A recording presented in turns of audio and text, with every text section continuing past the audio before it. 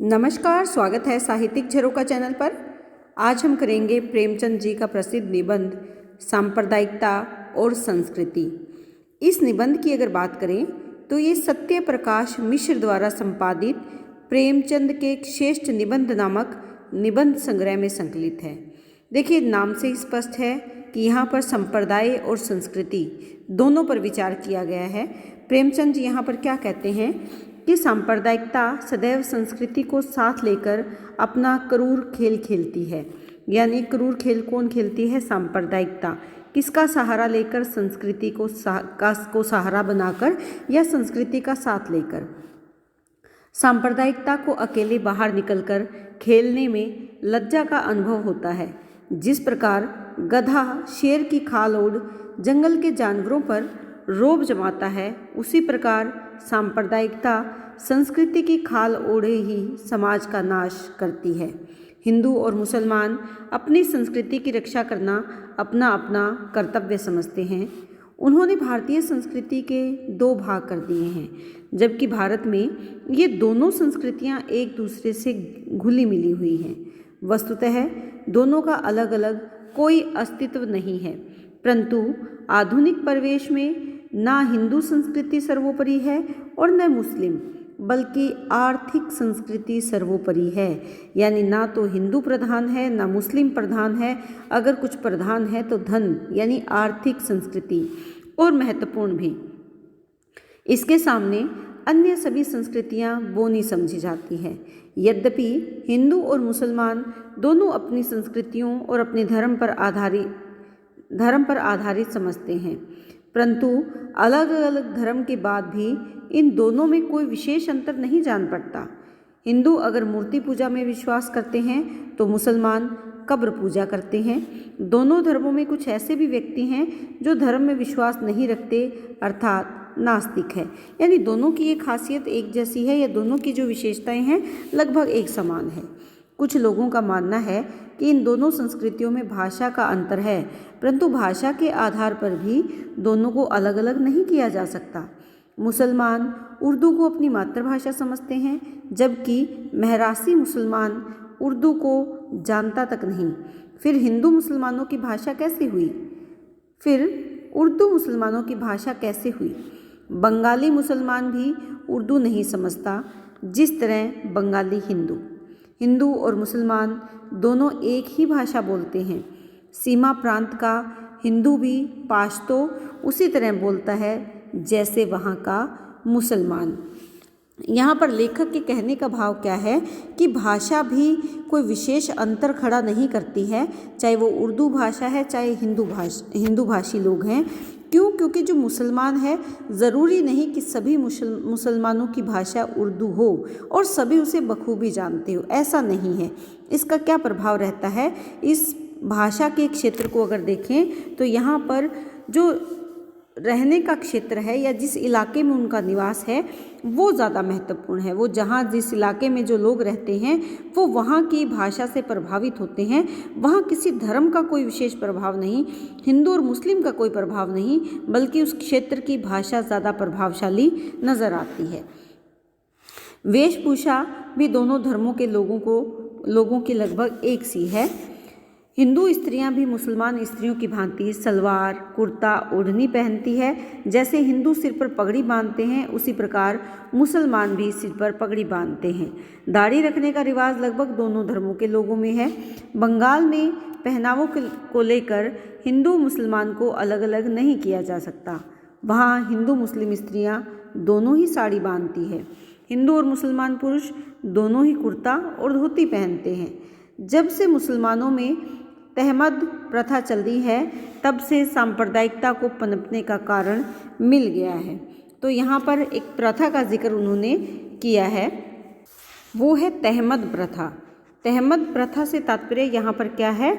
एक विशेष प्रकार का कमर पर बांधे जाने वाला कपड़ा जो धोती के स्थान पर लुंगी की तरह प्रयोग किया जाता है, वो तहमद प्रथा है, जो कि मुसलमानों में प्रचलित है। और इसी के कारण सांप्रदायिकता को पनपने का कारण भी मिल गया है। खान पान की दृष्टि से दोनों जातियों अथवा धर्मों के लोग एक दूसरे के काफ़ी करीब है। मांस दोनों खाते हैं, शराब भी दोनों धर्मों के लोग पीते हैं। जो शराब नहीं पीते वे भांग खाते हैं। अफीम का प्रचलन भी दोनों जातियों में समान रूप से है। हिंदू धर्म में गौ का विशेष स्थान है। अगर मुसलमान गोमांस खाते हैं तो देश विदेश में हिंदू गोमांस खाते हैं। गोमांस के खाने को लेकर भारत में हिंदुओं को सारे विश्व के साथ संग्राम छेड़ना पड़ेगा। वस्तुतः खान पान भी दोनों जातियों में सांप्रदायिकता का एक कारण नहीं होना चाहिए। संस्कृति में संगीत एवं चित्रकला में विशेष भूमिका होती है। भारतवर्ष में हिंदू और मुसलमान राग रागनियाँ साथ साथ गाते हैं। मुगल कालीन चित्रकला से भी हम परिचित हो गए हैं। नाट्य अब मुसलमानों में भी पनपने लगी है। वस्तुतः संस्कृति के इस क्षेत्र में दोनों एक दूसरे के आसपास हैं। फिर ऐसे कौन से कारण हैं जो संस्कृति के कारण सांप्रदायिकता को हवा देते हैं? संस्कृति भेद की चर्चा वे लोग करते हैं जो संस्कृति को लेकर सांप्रदायिकता की आड़ में अपने स्वार्थों की पूर्ति करना चाहते हैं। वे धर्म भीरू सीधे साधे व्यक्तियों को आपस में लड़ा देते हैं।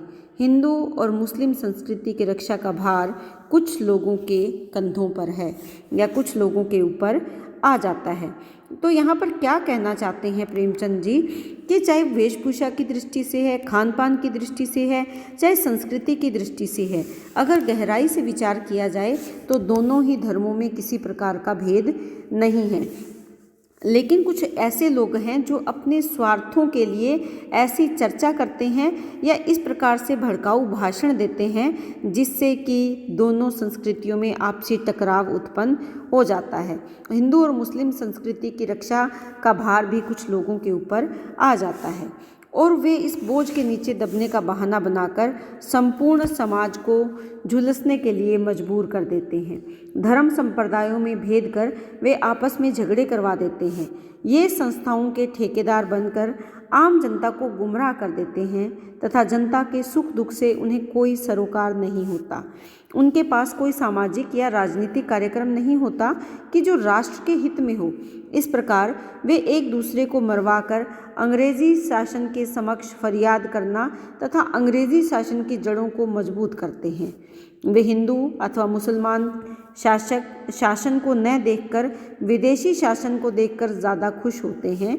वे थोड़े से स्वार्थ की पूर्ति के लिए अंग्रेजी शासन के सहायक के रूप में काम करते हैं। उनकी विचार शक्ति शून्य हो गई है।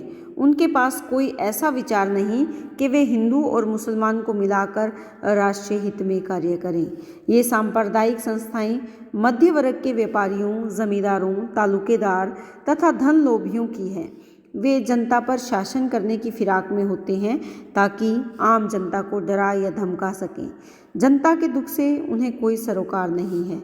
सरकार अगर कोई कल्याणकारी योजना बनाती है तो अपने आप को असुरक्षित समझने लगते हैं।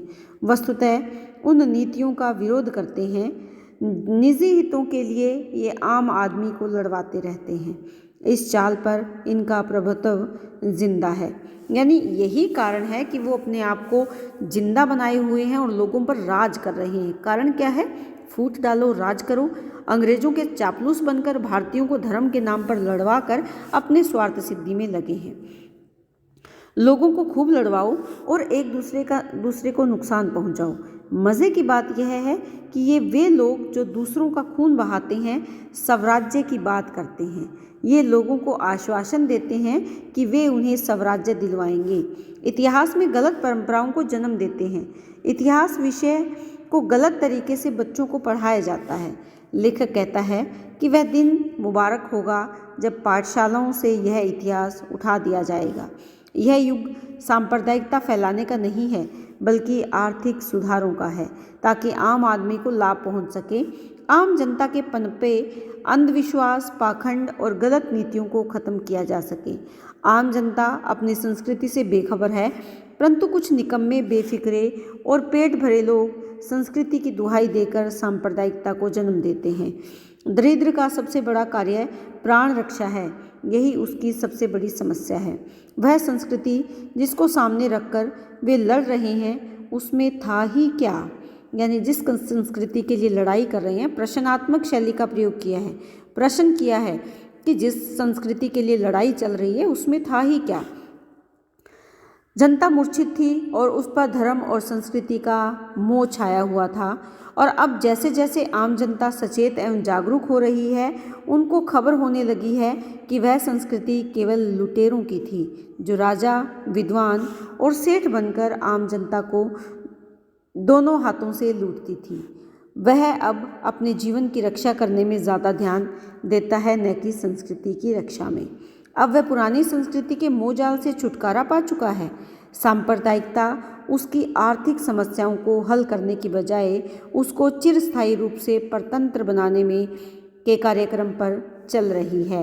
यानी उसे आज़ादी दिलवाने का काम सांप्रदायिकता नहीं कर रही, बल्कि उसे गुलामी की ओर धकेलने का कार्य कौन कर रही है? सांप्रदायिकता कर रही है। तो यहाँ इस निबंध के माध्यम से क्या बताना चाहते हैं कि हमारी जो भी संस्कृति है, चाहे वो हिंदू संस्कृति है, चाहे वो मुस्लिम संस्कृति है, वो उसमें संप्रदाय का कोई स्थान नहीं है। संप्रदाय हमेशा संस्कृति की चादर ओढ़कर अपने स्वार्थों की पूर्ति के लिए वो लोग इसका सहारा लेते हैं और अपना स्वार्थ सिद्धि करते हैं। यहाँ पर ये बताना चाहते हैं, खासकर प्रेमचंद जी ने यहाँ स्पष्ट करने का प्रयास किया है कि यहाँ हमें सांप्रदायिकता की भावना से ऊपर उठकर सोचना चाहिए। और ऐसा क्यों सोचना चाहिए? क्योंकि दोनों ही धर्मों में ना तो भाषा में कोई विशेष अंतर है, ना वेशभूषा में, ना धर्म के संदर्भ में, और ना ही किसी समुदाय की दृष्टि से अगर देखें तो कोई विशेष अंतर है। काफ़ी समानताएं हैं दोनों ही धर्मों में। इसीलिए हमें इस सांप्रदायिकता की भड़कती हुई आग से दूर रहना चाहिए, या इस आग को नहीं भड़काना चाहिए। ये आग भड़काने का काम कौन करता है?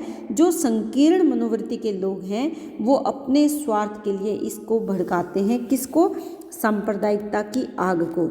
उन्हें देश के हित से कोई लाभ नहीं, या देश के हित से उन्हें कोई सरोकार नहीं, बल्कि वो धर्म और संस्कृति के नाम पर देश के लोगों को आपस में लड़ाने का प्रयास करते हैं। तो इस निबंध के माध्यम से उन्होंने सचेत किया है कि हमें एकजुटता बनाए रखनी है। हमें अंग्रेज़ों के सामने अपनी संस्कृति को तुच्छ नहीं होने देना है, या अपनी सभ्यता या हमारी जो परंपराएं हैं उनको नीचा नहीं होने देना है। अंग्रेज़ों की जो कूटनीति मनोवृत्ति है उससे हमें दूर रहना है। अंग्रेज़ जो फूट डालो राज करो की नीति अपना रहे हैं, उस नीति के प्रभाव में भारतीयों को नहीं आना चाहिए। इसके बजाय हमें अपने देश के हित के लिए, अपने देश की प्रगति के लिए एकजुटता को अपनाकर सांप्रदायिक भावना से ऊपर उठकर विचार करना चाहिए, ताकि हम स्वतंत्रता की प्राप्ति कर सकें।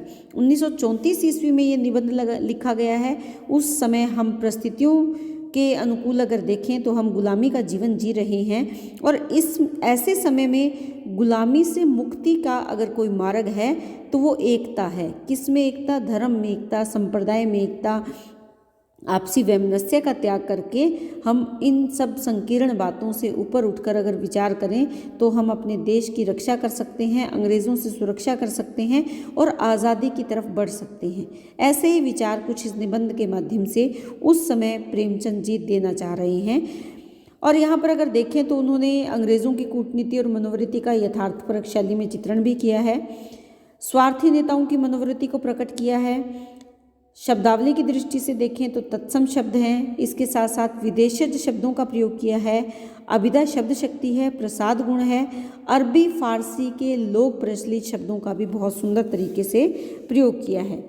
यहाँ ये बताना चाहते हैं कि हमारी प्राचीन संस्कृति के जो दुर्गुण हैं उनको अगर देखें तो वर्तमान जो सांप्रदायिक ताकतें हैं उन पर इनके माध्यम से प्रकाश डाला गया है।